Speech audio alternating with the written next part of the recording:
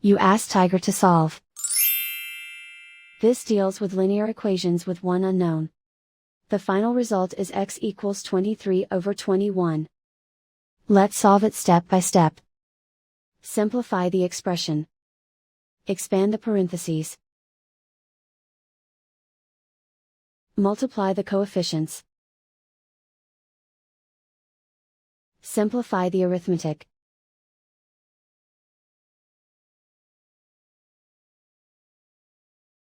Group all constants on the right side of the equation.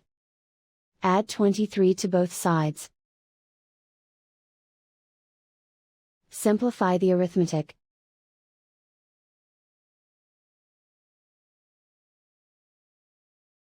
Isolate the x. Divide both sides by 21.